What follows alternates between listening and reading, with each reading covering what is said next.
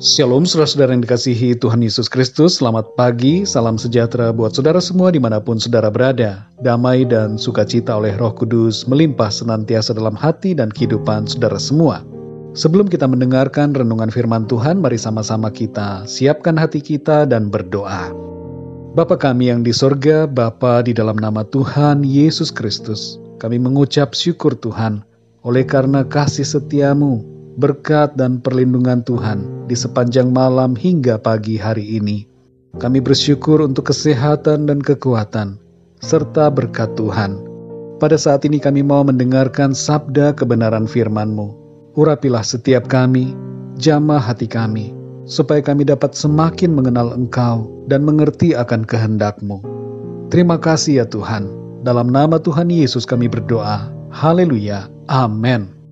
Saudara yang dikasihi Tuhan, ayat renungan kita pada saat ini terdapat di dalam kitab Kejadian pasal 6 ayat 8 dan 9. Tertulis demikian.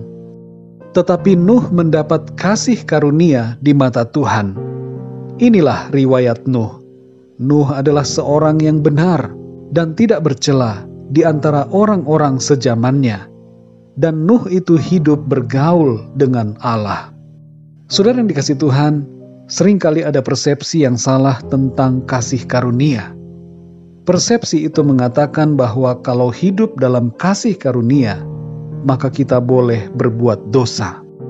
Persepsi ini didasarkan pada pendapat bahwa dosa kita telah ditebus oleh Tuhan melalui pengorbanannya di atas kayu salib. Betul bahwa dosa kita telah ditebus oleh Tuhan, tapi bukan berarti bahwa penebusan membuat kita boleh berbuat dosa. Persepsi seperti ini sangat membahayakan karena bisa berakibat kepada keadaan kita di kekekalan. Firman Tuhan tidak mengatakan hal yang demikian. Justru setelah kita hidup dalam kasih karunia Tuhan, kita justru harus semakin giat hidup dalam kebenaran firman Tuhan. Kita perhatikan dalam ayat ini bahwa Nuh mendapat kasih karunia di mata Tuhan. Dan hal ini berkorelasi dengan keadaan hidup Nuh. Disebutkan di sini bahwa Nuh itu orang yang benar dan tidak bercela, serta bergaul dengan Allah. Jadi jelas di sini adalah suatu kesalahan bila kita menganggap bahwa kita masih boleh sekali-sekali berbuat dosa, apalagi dengan sengaja melakukan dosa, karena berpikir bahwa dosa bukan suatu masalah. Kasih karunia keselamatan yang kita terima di dalam Kristus harus kita jaga dengan baik, dengan cara hidup benar, sesuai dengan kehendak Tuhan. Dalam Filipi 2 ayat 12 dikatakan, agar kita mengerjakan keselamatan kita dengan takut dan gentar. Saudara yang dikasihi Tuhan, zaman sekarang ini semakin jelas bahwa kita semakin dekat kepada akhir dari segala sesuatu. Namun ini bukan berarti bahwa kita melalaikan tugas-tugas dan tanggung jawab kita dalam kehidupan ini. Tidak, saudara. Kita tetap harus melakukan apa yang harus kita lakukan.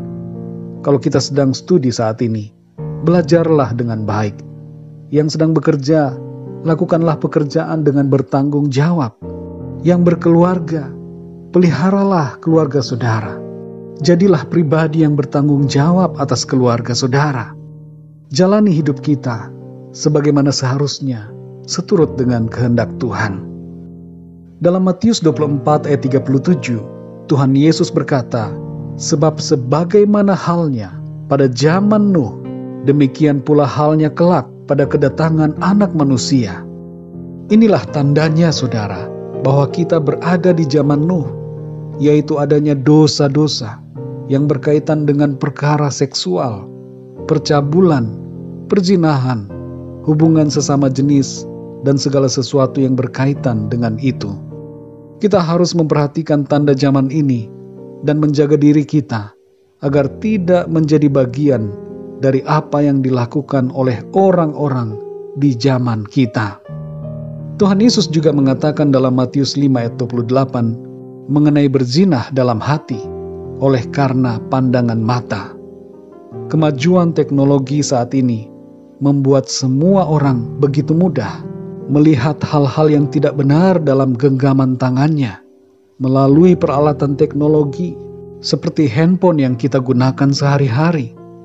Sebuah penelitian mengenai porn addiction menunjukkan bahwa 25% pencarian di search engine internet berkaitan dengan pornografi. Dan ironisnya saudara, hari Minggu menjadi hari di mana orang paling banyak mengakses hal ini. Serta ada tren peningkatan akses ke berbagai situs yang demikian dari hari ke hari oleh berbagai kalangan dari berbagai usia. Saudara yang dikasihi Tuhan, mari kita perhatikan sekali lagi Kejadian 6 ayat 8 dan 9. Kasih karunia Tuhan itu berpadanan dengan kehidupan yang tidak bercelah di hadapannya. Nuh berbeda dibandingkan dengan orang-orang sezamannya. Refleksikan hal ini saudara, kepada diri kita masing-masing. Apakah kita sudah berbeda dengan orang-orang yang hidup sejaman dengan kita saat ini? Adakah kita hidup benar, tidak bercela, dan bergaul dengan Tuhan? Bahtera keselamatan sudah disiapkan Tuhan. Jangan sampai kita tidak masuk ke dalam bahtera karena kehidupan yang tidak berkenan di hadapannya. Mari saudara yang dikasihi Tuhan, hidup dalam kasih karunia Tuhan dengan cara menuruti perintahnya. Bersiap sedialah selalu, supaya ketika Tuhan Yesus datang, kita kedapatan berkenan di hadapannya. Mari kita berdoa saudara.